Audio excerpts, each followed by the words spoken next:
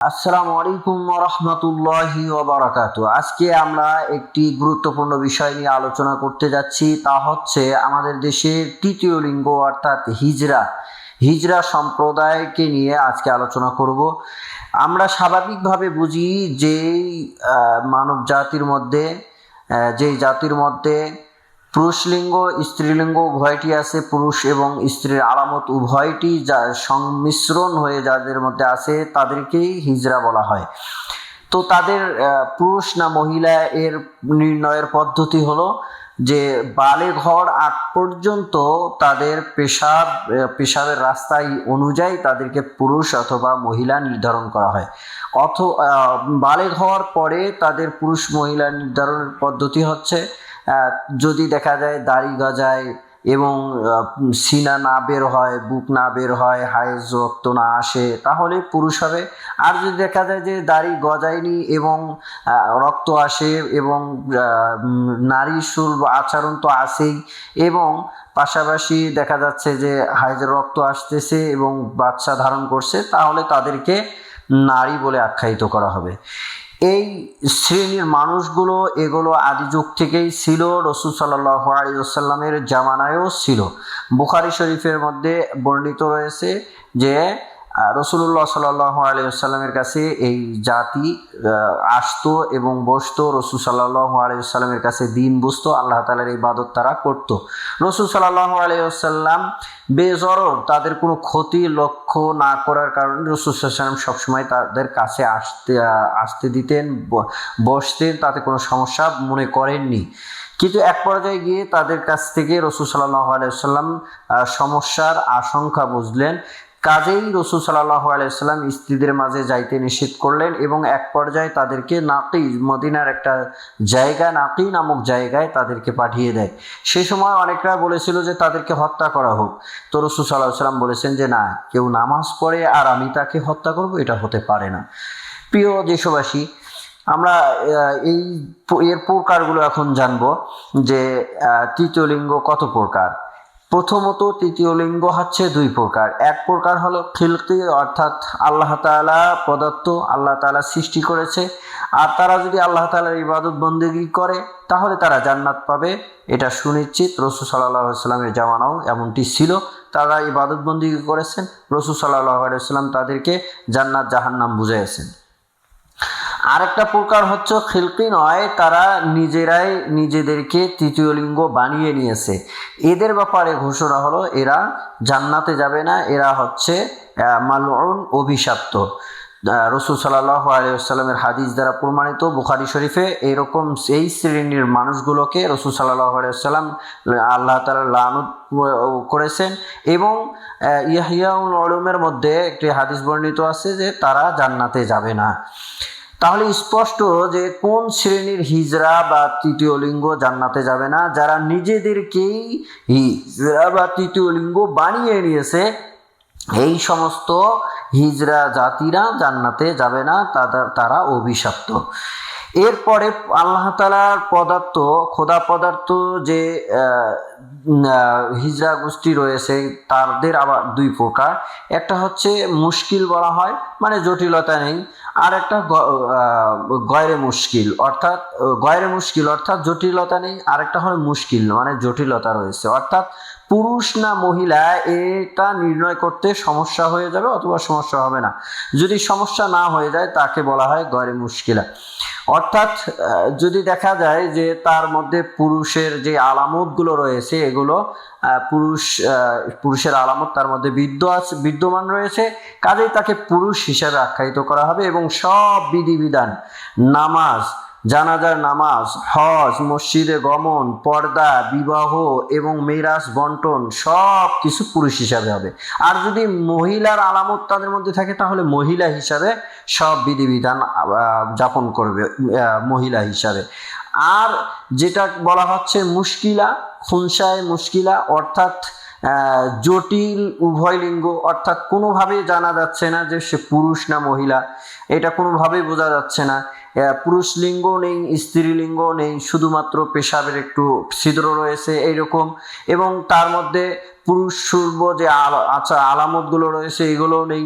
পুরুষ হিসাবে যে মহিলার প্রতি টান ওই রকমও বোঝা যায় না, মহিলা হিসাবে পুরুষের উপরে টান এরকমও কিছু বোঝা যায় না।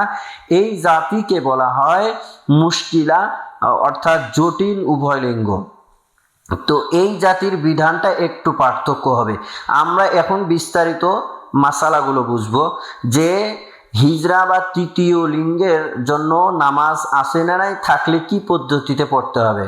হ্যাঁ, অবশ্যই তারা আল্লাহ তাআলার যত বিধান রয়েছে সেগুলো তারা যথারীতি যদি পালন করে তারা জান্নাতেও যাবে, এ ঘোষণা আছে। সুতরাং তাদের নামাজ আছে। তারা নামাজ পড়বে কিভাবে?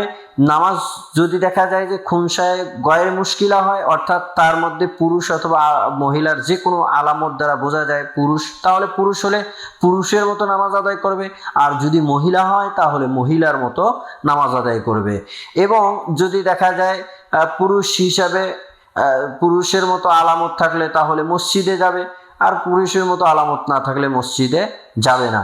জানাজার নামাজের ক্ষেত্রেও তেমনই করে, জানাজার নামাজে ক্ষেত্রে যদি দেখা যায় পুরুষ, তাহলে পুরুষ হিসাবে তার কাফন দেওয়া হবে 3 কাপড়ে। আর যদি মহিলার আলামত থাকে তাহলে মহিলার কাফন দেওয়া হবে এবং দোয়ার মধ্যে সেইভাবেই দোয়া করা হবে।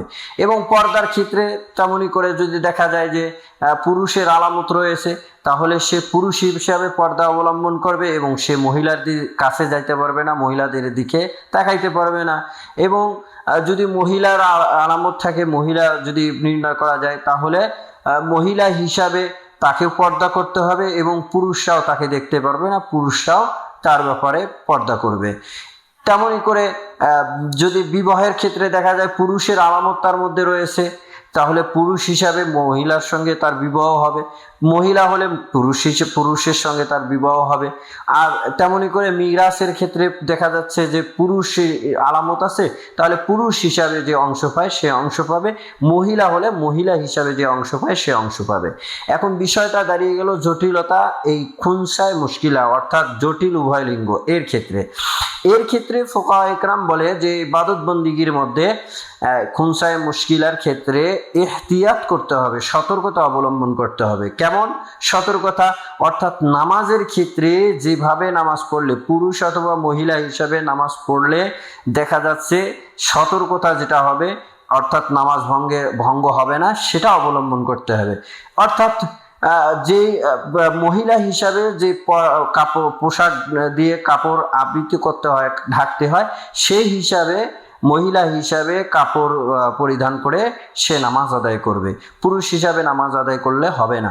মহিলা হিসাবে নামাজ আদায় করলে সতর্কতা হচ্ছে কি, যে হচ্ছে পর্দা মহিলার নামাজের মধ্যে একটু বেশি পুরুষের তুলনায়, কাজেই বেশিটা যদি গ্রহণ করা হয় তাহলে সেক্ষেত্রে তার নামাজের ত্রুটি থাকার কোনো আশঙ্কা নেই।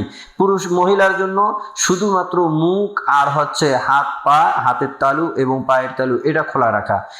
আর পুরুষের জন্য এমনটি নয়, পুরুষের জন্য মনে করেন যে নাভির থেকে হাঁটু পর্যন্ত এটা ঢেকে রাখা, এটা হলো জরুরি।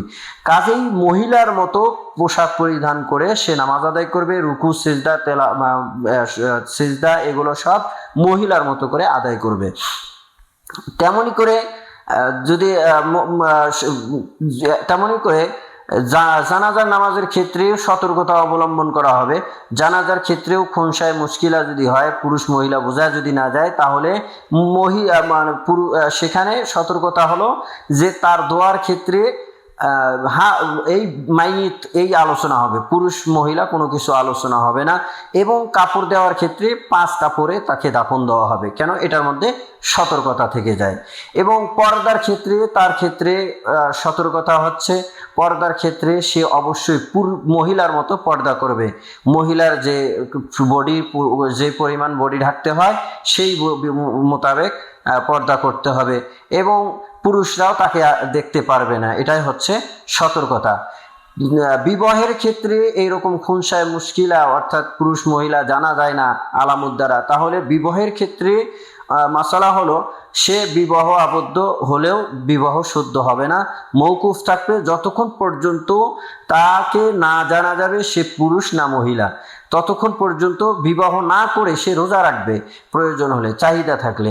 তাহলে যদি একান্ত বিবাহ হয়ে যায় তাহলেও ওটা বিবাহ শুদ্ধ হবে না, ওটা মৌকুফ লটকা থাকবে। এবং মিরাসের ক্ষেত্রে বলা হয়েছে, মিরাসের ক্ষেত্রে সতর্কতা এইরকম, ইমাম আবু হানিফা রাহিমাহুল্লাহ বলেছেন যে যেটাতে অংশ কম পাবে সেটাই তাকে দেয়া হবে। অর্থাৎ দেখা যাচ্ছে যে একজন ছেলে আর একজন মনে করেন যে এই তৃতীয় লিঙ্গ রয়েছে, সেক্ষেত্রে তৃতীয় লিঙ্গকে মেয়ে হিসাবে ছেলের পুরুষের যে যা পায় তার অর্ধেকটা তাকে দিয়ে দেওয়া হবে। অর্থাৎ পুরুষ অথবা মহিলার মধ্যে যেটা গ্রহণ করলে অংশে কম আসে সেটা গ্রহণ করে তাকে মিরাজ দেওয়া হবে। এখন শেষ একটা বিষয় আলোচনা করছি, তা হচ্ছে যে এরকম আমাদের দেশে যে মনে করেন যে তৃতীয় লিঙ্গ যে রয়েছে এগুলো অধিকাংশই হচ্ছে পেশাওয়ারি এবং অধিকাংশই এগুলো নিজেকেই বানিয়ে নিয়েছে। তারা হচ্ছে ফেমিকন এই জাতীয় ঔষধগুলো খেয়ে খেয়ে মহিলার মতো আচরণ ধরেছে। তারা অনেকটাই এখন আমাদের দেশে বাইরে সব জায়গায় তারা সার্জারি করে অস্ত্রোপচারের মাধ্যমে তারা নিজেদেরকে হিজড়া বা তৃতীয় লিঙ্গ বানায় নিতেছে। তো কাজেই এগুলোর থেকে দূরে থাকা, এগুলো থেকে বেঁচে থাকা অতীব জরুরি এবং দান খয়রাতের ক্ষেত্রেও এগুলোর থেকে বেঁচে থাকা জরুরি। যদি প্রকৃতপক্ষে এমনই দেখা যায় যে কোনো এরকম হিজড়া বা তৃতীয় লিঙ্গ তারা পেশাওয়ারি নয়, তারা দারিদ্র, তাহলে তাদেরকে দান করা যাবে। আর যদি না হয় তাহলে পেশাওয়ারি হিসাবে তাদেরকে দান করা যাবে না। হ্যাঁ, একান্ত দেখা যাচ্ছে যে তারা ডিস্টার্ব করতেছে, তারা সমস্যা করতে পারে, আশঙ্কা আছে, কাজেই সেক্ষেত্রে বিভিন্ন কৌশলে পার হয়ে আসা, না দিয়ে যে কোনো কৌশলে পার হওয়া। আর যদি পার নাও হওয়া যায় তাহলে সেক্ষেত্রে অল্প কিছু দিয়ে পার হয়ে যাওয়া, এটাই হচ্ছে বিধান।